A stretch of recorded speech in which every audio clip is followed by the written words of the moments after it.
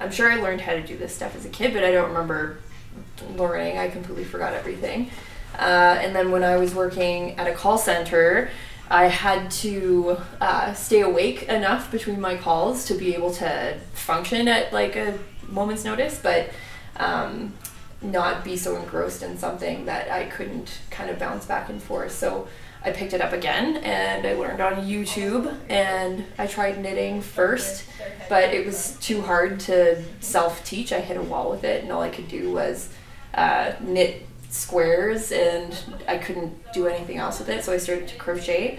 And there was a girl that I worked with who helped me troubleshoot everything as it would come up for the first little bit, and then once I learned how to crochet a circle and a square and to add and minus, then I could kind of make anything I wanted. So that's where it came from.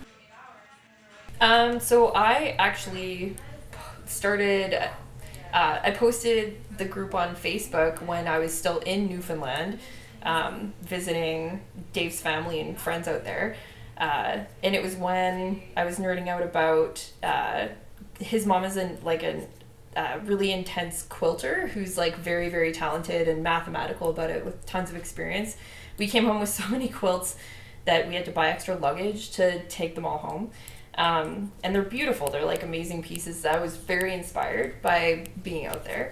And so, I started the group to connect with all the people that I had kind of, crocheted with over the years, because I had been away and I wanted to kind of rebuild the community of people around me. And that's always been one of my favorite ways to connect with people, has been over artistic activities specifically. So and I know lots of people that have asked over the years that I've been doing it if I can show them, and then those are people that I can do it with over time. It's called Stitch and Bitch for a reason, and I think like it's equal parts. We stitch, but we talk and talk and talk about everything. Could be politics, could be relationships, could be social issues. Like I think you had mentioned something earlier about how you're doing this activity. It relaxes the parts of your brain that would be worried, like that keep you from being present in the moment. What do people think about what I'm talking about, or do I look funny, or whatever. You're focused on something else and you're relaxed, so everything else just kind of flows conversation wise. So we talk about everything. I like to use my favorite Hitchhiker's Guide to the Galaxy quote. We talk about life, the universe, and everything. The Stitch and Bitch has been kind of an anchor in the middle of my week, no matter what's happening, and no matter how crazy things are or how not crazy things are. I can consistently expect that I will be able to go and like shut off my brain and hang out with people and talk about everything, right? And not just my stuff, but everybody else's stuff. So. I'm actually more inclined to work with a material if it's pleasing to me to work with in a sensory way than if it's like pleasing to the eye. I've come home from the craft store when wool is on super sale, which is when I buy it, and like started to work with stuff, and it is like the most hideous wool in the world. Like, it is not nice, but it feels so soft, or so it's like a good rough. Like, that's the only stuff that I want to work with long enough to actually make a big enough project that it's functional. I knew I wanted to make Christmas decorations or some kind of little creatures for Christmas, and I saw a bunch of pictures of Star Wars creatures on Pinterest that I was like, well, that's ridiculous, and I must make them all. And and you can buy the patterns, but that's no fun for me. So I've just been like fumbling my way through kind of making them. And internet is a big thing. Every time that I go to like the craft store and I see some new piece of equipment, I'll always think about like what I can use it for. Or if I find something, I used to look for like objects in thrift stores, or even look at my old stuff and think like, how can I convert this into something that is new and interesting to me, not even to anyone else. Like something weird that I can give new life to. So all over the place, but especially, learning from other people is huge. Like what other people are interested in and doing, like Carly and I went to this textile exhibit at the Art Gallery of Alberta. And there was other stuff going on that was like real art, but their textile room was like unbelievable, and they had projects that were started to finished, and like they had all kinds of cool stuff. They had quilted blankets with like holes in them, and we were trying to figure out what they were for, if they were like eye holes for like watching scary movies or something, and they ended up being like, it was like a naughty thing, I think, at the end of the day. But the one thing that I saw there was crocheted bowls, and I was like, unbelievable, like it's so simple but so amazing. And that's like all I did for like a year. Like a long time was all I made was crochet bowls, and I filled up everyone's house that I know with crochet bowls. And yeah, I don't know, so inspiration comes from everywhere, and a lot of it is stealing it from other places. So yeah, stealing it and failing at it, but enjoying it. Yeah.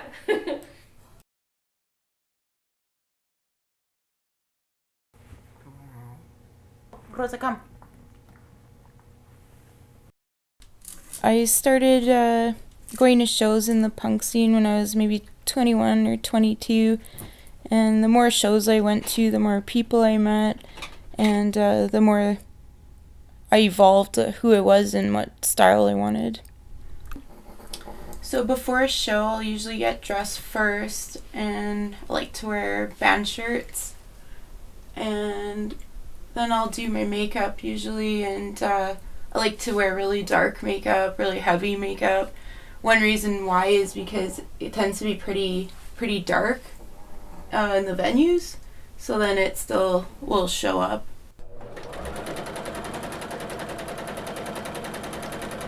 I was about 7 or 8 when I learned to sew, and my mom taught me, and she started with all the basic principles of sewing, like seam lengths and how to measure, things like that. My skills have grown since I learned the basics. You have to try a lot of things and be patient too. My mom's skills have grown too, but she still does really precise work, really good work. In mine, I'm okay with not having a clear plan and just kind of going with it to make something. I prefer to sew alone because I find it hard to focus when people are talking a lot, and I have to, think about other things as I make something. I don't think that that's really as common as people getting together to do it together. I like to focus completely on what I'm doing, and I like making things by myself. I use sewing in a lot of ways as a punk because, first of all, a lot of the shirts you can get at shows are made for men, so I didn't feel like they were flattering for women, so I'd cut them up and tailor them more to a woman's body. Helps me be unique, still make a statement. DIY is really huge in the punk scene. It means to do it yourself, design it yourself, make it yourself. So when you don't have a lot of money, you can still almost get new things. You may put new life into old things. So lots of guys will stud their jackets and vests and stuff. But I found like a lot of guys don't really want to sew stuff. And this is not all guys. I've just noticed it happens, from time to time. But a lot of guys will ask their female friends or their girlfriends to, sew stuff onto their jackets. And I think the sewing has less value than the studs do. The studs are more visible, and they take a whole different skill set to successfully put in the fabric and have it stay in the fabric. And sewing is also really time consuming, just in a really different way. And so again, there's many guys that sew their own stuff, but there's many guys that don't, and they just assume that women should be able to sew for them. I've had really varying reactions from other people, some really surprising. A good example of that is like a grandma aged lady saying, you know, like, I wish that I was born later so I could have a mohawk haircut or I could wear that. And, you know, having someone younger just look at you with utter disgust at how could you do this to yourself. So you can't really look at anybody and assume you'll know how they'll react. But of course, the negative reactions always stay with you. Like, I've had garbage thrown at me, I've had food thrown at me, like from people and just like passing cars. So, you know, like those experiences you don't forget. How does that make you feel about your body? Oh, it's terrible, you know, because it was never women that did that to me. It was every time it was men.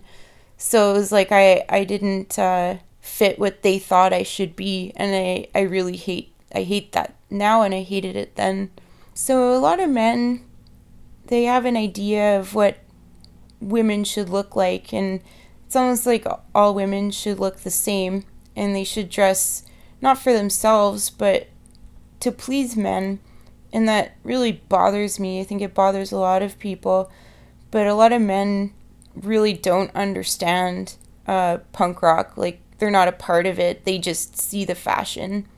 I've had also some really other weird reactions from men. Like, really conservative guys would start to, like, chat me up. And they had this idea that I was, like really into rough sex and stuff like that. And they just thought from the way that I looked that that's who I was. I was just, you know, this sex object that wanted to dominate men that way. And that's not really who I am anyways. So it just really reinforces that, like, women are just seen as objects no matter what they wear. There's been lots of times in my life where I had to tone down how I look and what I wear.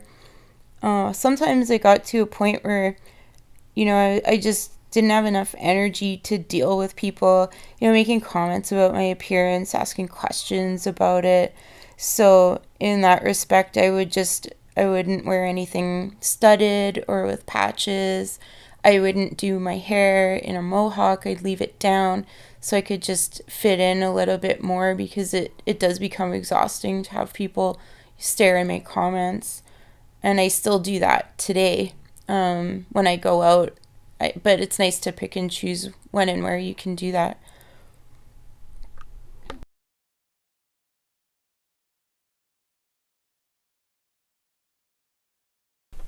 Well, I make fursuits. I make basically personalized mascot costumes for the furry fandom, which involves a lot of involves bringing your character to life. So people with original characters that they have personified over the years, they would definitely commission people to make real life suits, so that they could walk around in their characters and have fun, go to conventions. It's just being able to be your character in real life. Well, I am definitely, of course, an animal lover. And through that, of course, with the community of how it is for anthropomorphic animals, obviously people are going to be animal lovers. And that definitely reflects on myself and others, because I can relate. I kind of relate more to animals, like, spiritually. So having a character that is one of my favorite animals, a fox, definitely can bring more of a personality and kind of like you're more in touch with nature and having that sort of sense behind you. This generally would be my workspace because everything is, of course, here and it's easy access. If I wanted any power, I'd definitely be going to another room. Sadly, this room doesn't have power supplied, but otherwise this is kind of like my zone, so I can definitely be creative here and be relaxed. And of course, like, everything is open, so I can have my dogs come in and they'll entertain me for a bit. But otherwise, this is pretty much where everything is for me.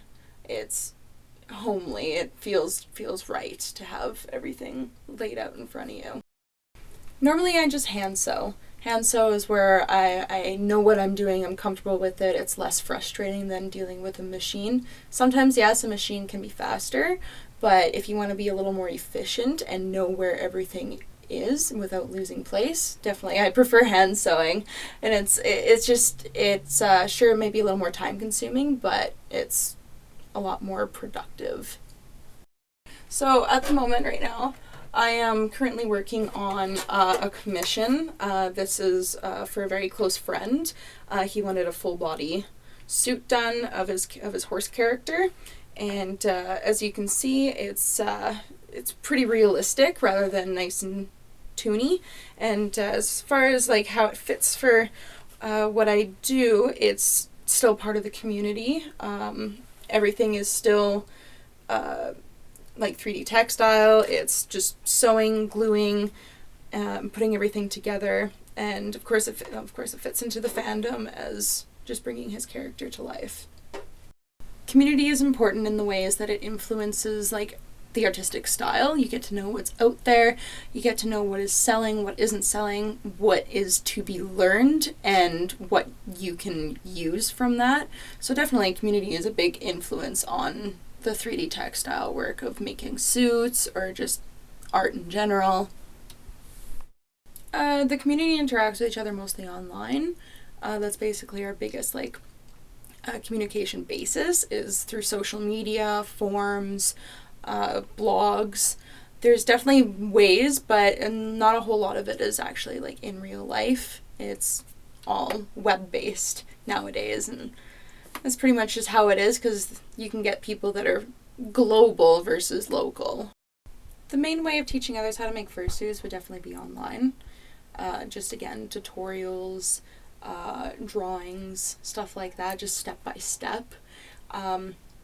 Other ways would definitely be like one-on-one, especially if you're local. Sometimes there are workshops that people can go to, like a group would be like, hey, we're holding a sewing night, let's go do this. And so you can definitely gain knowledge from others that have experience, or some people just go in there with absolutely no experience, wanting to know how to do it. So yeah, there's definitely other ways, like aside from internet and social media.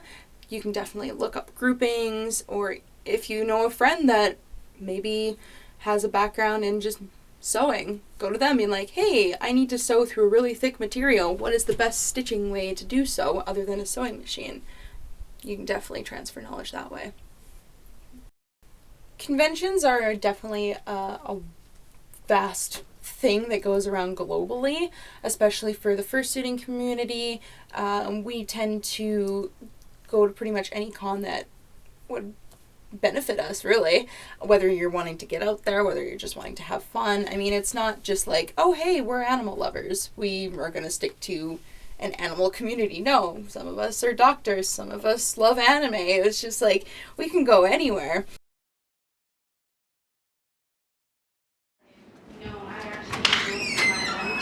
Hey, what's up? So cold outside. It's Canada. No kid with your bag. So, do you want Shahana or Sifla? Shahana, please.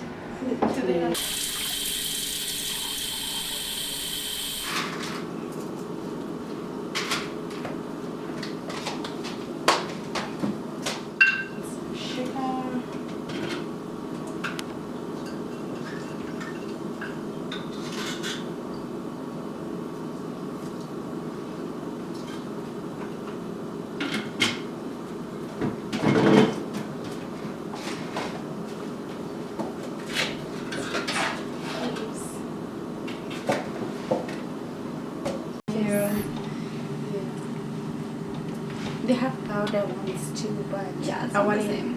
Yeah, not the same. Yeah. But sometimes when we're eating the rice at African Safari, then you get the whole It's one. yummy. And you're like, So shar is always a very important part of the traditional wedding. Shar always happens, from the beginning of the wedding, but the most important part is usually the end of the wedding.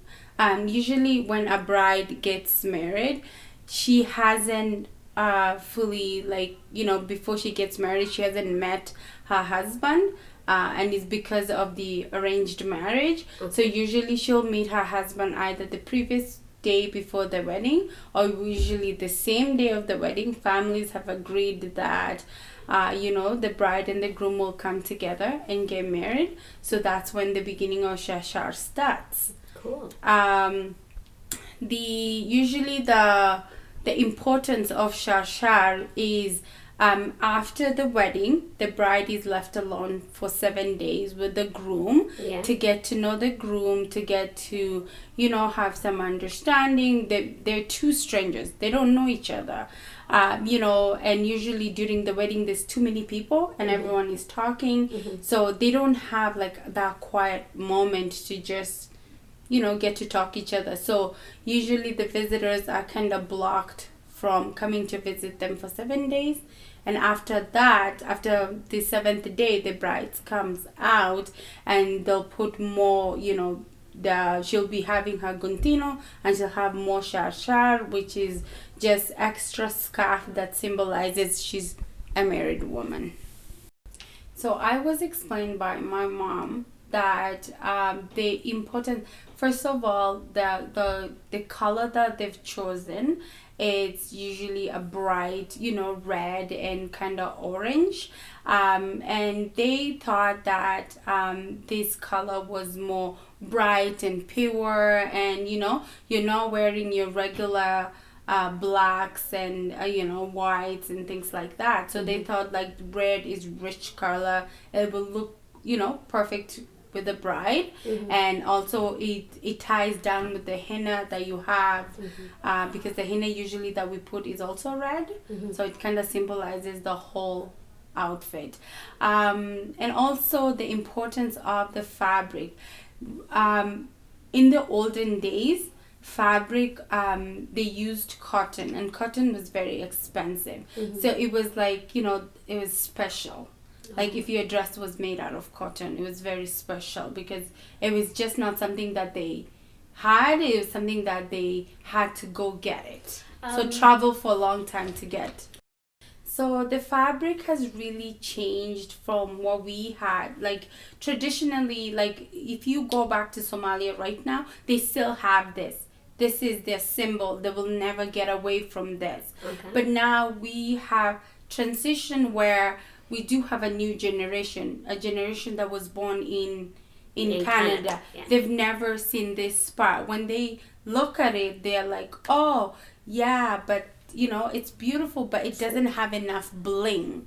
So it's more of a, I want more jewels on it. I want to stand out. Like when I stand on a stage, I want to be seen. I want to look like a model. Exactly. And so that's why they've introduced like a new version. So more lighter still, but just more blinged out. If that makes sense. So the way they tie this is a bit tricky. You have to be really, really careful because you could have like some, you know, wardrobe malfunction out there, and there's a lot of men sitting down. Okay, so it's usually a really you know, big you know, long fabric, and the reasons why is that it's supposed to go around you, covers you a couple of times, so when you're walking it can't see through. So it kind of like, it's the top and then it covers you also the bottom part. You have to kind of also, it's very important as you're, you know, you are putting it on a bride, you are trying to create a style. So like a dress, you know, like a nice evening dress with a guntino. So, okay. And you have to cover the most important parts, you know, like, you know, the private. And the boobs cannot be out hanging because I'm sure you will not be allowed out of the house. So I'm just gonna take it up a little bit. Oh yeah, I know, don't worry, I'll figure that out. Okay. Usually the back was a little bit open, and this was like pre-Islamic era, before the religion came into place and where everybody needed to be covered. Okay, so the belt is one of the jewelries that we do add in the dress, and you could see it being very natural, is because, you know, in the olden age they didn't have like gold and those kind of things, so they had to use what they had. Like traditionally, like, you know, the shells was something that was accessible because, as you know, Somalia is part of the Indian Ocean. So that's the belt, and usually you would have it a bit that it's fitting you, so it accentuates your waist. Guys, I'm in a war between the Western world and what I'm supposed to look like. So we do have the jewelry that also goes to almost finish up the dress. So we will put it on the bride the way it goes. I think it's going to be. No. Nope. Okay. So we've done. Okay. So this is the. We've done it like an sort of like an X shape, so that it does decorate from the front to the back. So we do have it right here on the waistline. It just sits right usually on top of the belt, and then on the front it also covers you proper. So this is this one is actually the bracelet. It does go in your hand, since you have a tiny, like, usually you How can. big do they expect Because people to usually, be? I don't think so. You were supposed to be there. There we go. Yeah. So I think with your sweater we're gonna have a little bit of an issue. So it You goes get the right idea. there. So instead of wearing it here, they used to wear it right here. The reasons why, from your nails to sort of like a little bit higher, you had henna all over your hand. So the crown, usually Somali people, they say Mata had Sarisa. So we're gonna put it on her head, and they usually, the reason why it's also open at the back is usually the bride usually has a beautiful hair. Remember, bride in the olden days, they had braids, and heavy braids, and because that was the traditional at that time, so it would be able to support them flipping the braids out of it. Okay. Okay, good thing you don't have a big head. Good thing. Good Yes. thing. So that My is, small something worked this time. yeah. So my mother had sarisa. There you go. Awesome.